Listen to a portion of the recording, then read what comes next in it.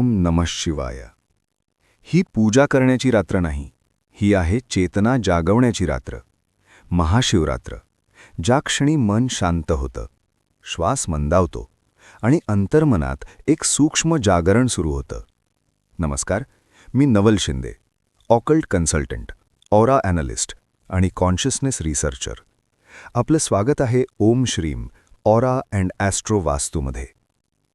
आज आपण महाशिवरात्र सण म्हणून नाही, तर ऊर्जा, नाडी, कुंडलिनी आणि अंतर्मनाच्या विज्ञानाच्या दृष्टीने समजून घेणार आहोत.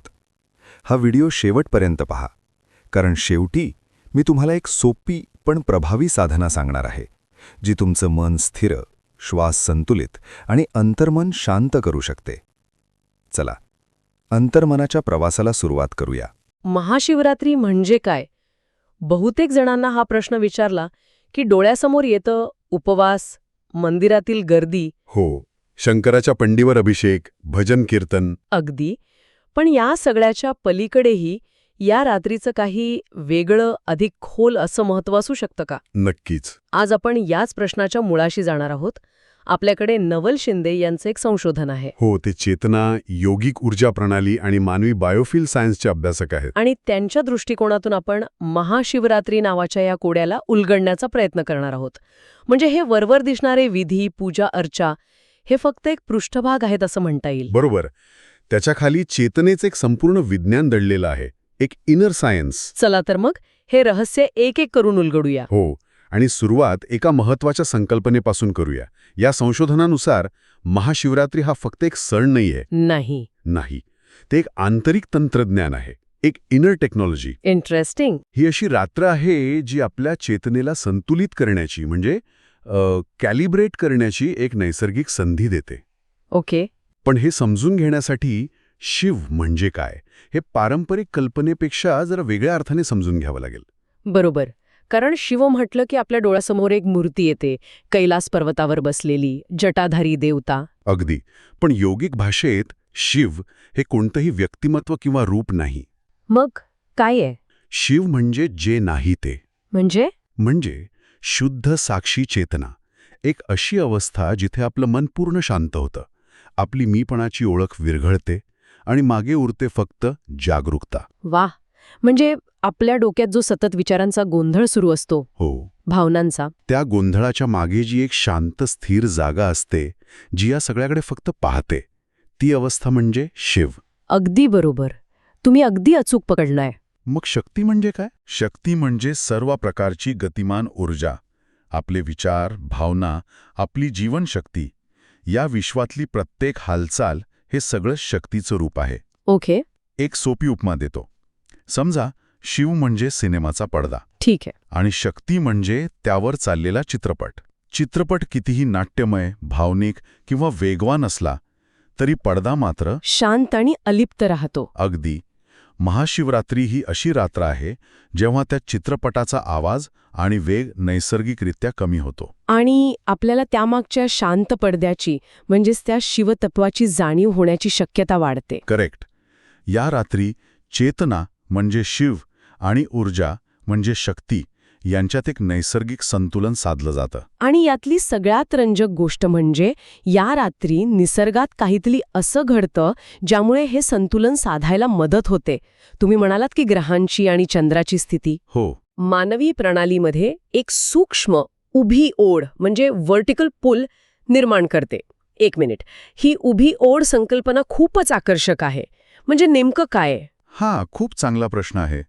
ही गुरुत्वाकर्षणासारखी भौतिक शक्ती नाही, ही एक सूक्ष्म ऊर्जात्मक ओढ आहे. अच्छा. बघा, पौर्णिमा अमावस्येला चंद्राचा परिणाम समुद्राच्या भरतीओहोटीवर होतो की नाही? हो, होतो. तसाच तो आपल्या शरीरातील जलतत्वावर आणि आपल्या ऊर्जा प्रणालीवरही होतो. महाशिवरात्रीची खगोलीय स्थिती काहीशी अशी असते की ही ऊर्जा वरच्या दिशेने, आपल्या पाठीच्या कणाच्या दिशेने, अगदी नैसर्गिकरित्या खेचली जाते. आणि म्हणूनच या रात्री पाठीचा कणा ताठ ठेवण्यावर एवढा भर दिला जातो. अच्छा. म्हणजे पाठीचा कणा ताठ ठेवून बसणं हे फक्त एक आसन नाही, तर ते त्या ऊर्जेच्या ओढीला प्रतिसाद देण्यासाठी आहे. जणू काही आपण आपलं शरीर एका अँटेनासारखं तयार करतोय. परफेक्ट. अगदी तसंच. आपला पाठीचा कणा ज्याला योगशास्त्रात मेरुदंड म्हणतात, तो केवळ हाडांची रचना नाहीये. नाही. तो एक ऊर्जा अक्ष आहे, एक एनर्जेटिक ॲक्सिस. याच्या बाजूने 3 मुख्य ऊर्जा वाहिन्या म्हणजे एनर्जी चॅनल्स जातात: इडा, पिंगला आणि सुषुम्ना. हो, इडा म्हणजे चंद्रनाडी, ती मनाशी आणि शीतलतेशी जोडलेली आहे. आणि पिंगला म्हणजे सूर्यनाडी, जी क्रियेशी आणि उष्णतेशी संबंधित आहे. बरोबर. म्हणजे सामान्य दिवशी आपली ऊर्जा ह्याच 2 नाड्यांमध्ये, डावी उजवी, भूतकाळ भविष्यकाळ, यातच फिरत राहते. हो. पण ह्या रात्री ती ऊर्जा सरळ वरच्या दिशेने जाण्याची शक्यता निर्माण होते, सुषुम्नेतून. अगदी बरोबर. सुषुम्ना ही मध्यवर्ती वाहिनी आहे. सामान्यतः ती सुप्त अवस्थेत असते. पण महाशिवरात्रीच्या शांततेत, जेव्हा बाह्य ओढ वरच्या दिशेने असते आणि आपण ही पाठीचा कणा ताठ ठेवून शांत बसतो, तेव्हा ऊर्जेला क्षणभरासाठी सुषुम्नेला स्पर्श करण्याची एक नैसर्गिक संधी मिळते. पण हा अनुभव नेमका कसा असतो? म्हणजे काहीतरी मोठं, नाट्यमय घडतं का? नाही. आणि हाच खूप महत्वाचा मुद्दा आहे. हा अनुभव सुरुवातीला खूप सूक्ष्म असतो. उदाहरणार्थ? जसं की ध्यान करताना अचानक विचारांची गर्दी कमी होणं, एक प्रकारची वैचारिक स्पष्टता येणं, ओके. किंवा 2 विचारांमधलं अंतर, ती शांत जागा, ती स्पष्टपणे जाणवणं. अच्छा. आणि हे अंतर खूप महत्वाचं आहे, कारण खरं परिवर्तन गोंगाटात नाही, तर त्या शांततेतच घडतं. त्या 2 विचारांमधल्या जागेतच खरी स्पष्टता दडलेली असते. म्हणजे तोच सुषुम्नेला झालेला एक सूक्ष्म स्पर्श असतो. बरोबर. हे सगळं जर ऊर्जेबद्दल आहे, तर मग शिवलिंगासारख्या प्रतीकांचा काय अर्थ लावायचा? आहे. कारण त्यावरून तर बरेच गैरसमज आहेत. या संशोधनानुसार शिवलिंगाला मूर्ती किंवा व्यक्तीचं प्रतीक म्हणून नाही पाहिलं जात, मग तर एक ऊर्जा भूमिती म्हणून, एनर्जी जॉमेट्री. ऊर्जा भूमिती. हो. शिवलिंग हे एका लंबवर्तुळाकार म्हणजे इलिप्सॉइड आकाराच्या ऊर्जा क्षेत्राचं प्रतीक आहे. हा एक असा आकार आहे जिथून ऊर्जा सर्व दिशांना समान रूपात आणि अत्यंत स्थिरपणे पसरते. वा. हे त्या निराकार चेतनेचं, त्या शिवतत्वाचं एक भौतिक रूप आहे. 1 मिनिट. म्हणजे शिवलिंग जर एक ऊर्जा भूमिती असेल, तर मग बहुतेक मंदिरांमध्ये गर्भगृह इतकं लहान, अंधारं आणि शांत का असतं? मला वाटलं होतं की तिथे जास्त प्रकाश आणि जागा असायला हवी. खूप छान प्रश्न आहे. याचं कारण असं की गर्भगृह हे बाहेरच्या जगातून आतल्या जगाकडे जाण्यासाठीचं एक प्रवेशद्वार आहे. प्रवेशद्वार. हो. अंधारामुळे आपल्या डोळ्यांना बाहेरचं काही दिसत नाही, त्यामुळे दृष्टी आपोआप आत वळते. शांततेमुळे कान विचलित होत नाहीत. म्हणजे जेव्हा बाह्य संवेदना कमी होतात, तेव्हा चेतना आपोआप अंतर्मुख होते. अगदी. गर्भगृह हे त्या ऊर्जेशी ट्यून इन करण्यासाठी तयार केलेलं एक अत्यंत प्रभावी वातावरण आहे. अच्छा. म्हणजे गर्भगृहाचा अंधार आणि शांतता हे त्या ऊर्जेशी जुळवून घेण्यासाठीचं वातावरण आहे. मग ओम नमः शिवाय हा मंत्र, ही त्या ऊर्जेची फ्रिक्वेन्सी आहे का? अगदी अचूक शब्द वापरलात. ओम नमः शिवाय हा केवळ एक धार्मिक जप नाहीये. नाही. ते एक सॉनिक टूल आहे. हा एक पंचाक्षरी मंत्र आहे. यातील प्रत्येक अक्षर 5 तत्वांचं प्रतीक आहे. 5 तत्व. हो. न पृथ्वी तत्व, हो. म जल तत्व, जी. शी अग्नी तत्व, हो. वा वायू तत्व हो. आणि य आकाश तत्व. ओके.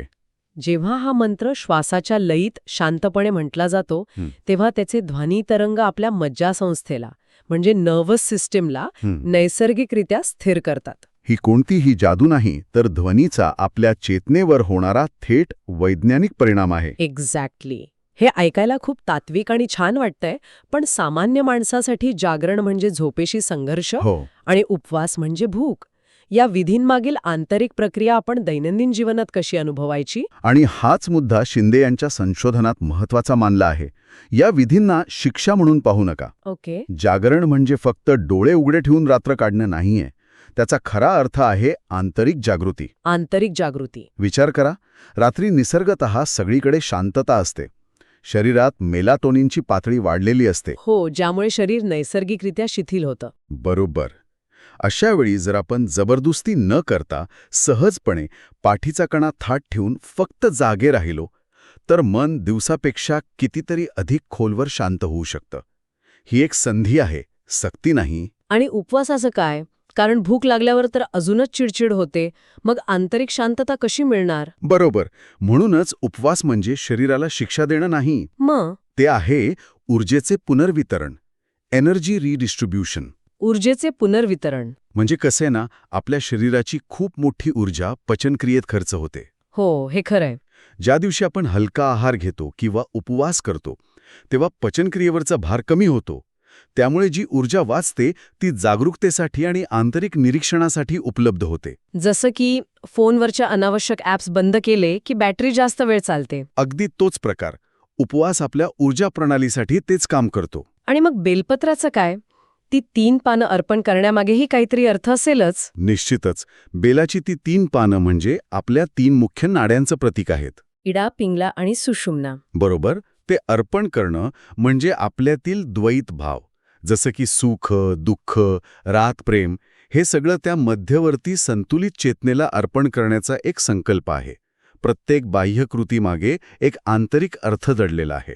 अनेकदा अशा साधनांचा संबंध कुंडलिनी जागरण किंवा काहीतरी अद्भुत शक्ती मिळवण्याशी जोडला जातो. या संशोधनात याबद्दल काय म्हटलं आहे? कारण यामुळे लोकांमध्ये खूप कुतूहल आणि कधीकधी भीतीही असते. खूप महत्वाचा प्रश्न आहे. या संशोधनात कुंडलिनीसारख्या संकल्पनांना खूपच जमिनीवर आणलं आहे. कुंडलिनी ही कोणतीही नाट्यमय किंवा स्फोटक शक्ती नाहीये. नाही. ती आपल्यातील एक सुप्त जागरूकता क्षमता आहे. Latent potential of awareness. Okay. सुरुवातीच्या टप्प्यात तिची हालचाल अत्यंत सूक्ष्म असते. ती कशी जाणू शकते? कदाचित तुमचा श्वास आपोआप शांत आणि खोल होईल. अच्छा. किंवा पाठीच्या कण्यात तुम्हाला हलक्या संवेदना जाणवतील. किंवा तुम्हाला जाणवेल की तुमची वैचारिक स्पष्टता वाढलीये, भावनिक संतुलन सुधारलं आहे. म्हणजे काहीतरी जबरदस्तीने अनुभवण्याचा प्रयत्न करू नये. अजिबात नाही. जबरदस्ती केल्याने मज्जासंस्था आणखी अस्थिर होते. बरोबर. जबरदस्तीने काही मिळवण्याचा प्रयत्न म्हणजे गढूळ पाण्यात दगड मारण्यासारखा आहे. शांत बसल्यास पाणी आपोआप निवळतं आणि तळ दिसू लागतो. म्हणजे या रात्री कोणतीही अपेक्षा न ठेवता फक्त ग्रहणशील राहणं महत्वाचं आहे. अगदी. पाठीचा कणा ताठ ठेवून बसणं, नैसर्गिक श्वास घेणं आणि शांततेच्या क्षणांना परवानगी देणं इतकं पुरेसं आहे. म्हणजे या संशोधनाचा संपूर्ण रोख हा काहीतरी मिळवण्यापेक्षा आपल्यात जे आधीपासूनच आहे ती शांतता. हो, ती शांतता तिच्याशी जोडलं जाण्यावर आहे. तुम्ही अगदी सार सांगितलं. या सगळ्याचं अंतिम ध्येय शक्ती मिळवणं नाहीये. नाही, ते आहे स्थिरता मिळवणं. स्थिरता. एक स्थिर मन, एक संतुलित मज्जासंस्था आणि एक शांत साक्षी भाव. विचार करा, समुद्राच्या पृष्ठभागावर कितीही लाटा असू शकतात, पण खोलवर समुद्र नेहमी शांत असतो. हो, ती स्थिरता म्हणजे आपल्या चेतनेची ती खोली शोधणं. एकदा ती सापडली की मग दिवसा कितीही धावपळ झाली तरी आत कुठेतरी एक शांत केंद्र सापडतं. आणि मग छोट्या छोट्या गोष्टींवरून होणारी चिडचिड कमी होते. निर्णय घेताना गोंधळ उडत नाही. बरोबर. हीच खरी शक्ती आहे. तर मग या सगळ्या चर्चेचा अर्थ असा आहे की महाशिवरात्री हा बाह्य विधींपेक्षा कितीतरी अधिक पटीने एक आंतरिक अनुभव आहे. हो. शिव बाहेर कुठे मंदिरात किंवा मूर्तीत नाही. तो आपल्या आतच आहे. ती शुद्ध साक्षी चेतना. अगदी. जेव्हा आपलं निरीक्षण खोल होतं आणि शांतता आरामदायक वाटू लागते तेव्हा शिवानुभवता येतो. अगदी बरोबर. नवल शिंदेंच्या संशोधनाचा उद्देश श्रद्धा, भीती किंवा अंधानुकरण निर्माण करणं नाहीये. तर जागरूकता, संतुलन आणि आंतरिक स्पष्टता वाढवणं आहे. हो, ही एक वैज्ञानिक प्रक्रिया आहे जिचा अनुभव कोणीही घेऊ शकतं. तर मग महाशिवरात्री एक संधी आहे, एक आमंत्रण आहे. कशासाठी? आपल्या धावपळीच्या आयुष्यातून थोडं थांबून, शांत बसून, फक्त स्वतःला हा एक प्रश्न विचारण्याचं की जेव्हा विचारांचा, भावनांचा आणि जगाचा सगळा गोंगाट शांत होतो, तेव्हा मागे नक्की काय उरतं? महाशिवरात्र ही बाहेर पूजा करण्याची रात्र नाही, ही आहे आत जागरणाची रात्र.